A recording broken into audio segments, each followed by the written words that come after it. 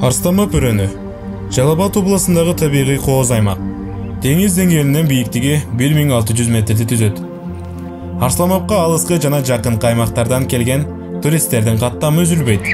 Жыл сайын 100 миңден ашык туристтер келишет. Жергиликтүү калктын көпчүлүгү келген конокторду тейлөө менен алектенишет.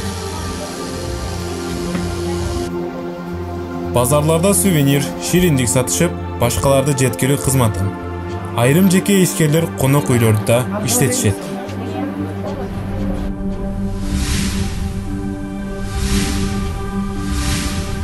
Туристтердин жана алыс жакындан келген конокторду мындагы кичи жана чоң шаркыратма кызыктырат.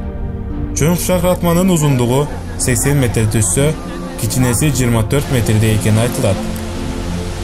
Тарыхый легендага айланган шаркыратмаларга Арсланбаптын табиятына кызыккандардын кадамы июнь айынан башынан сентябрга чейин үзүлбөйт.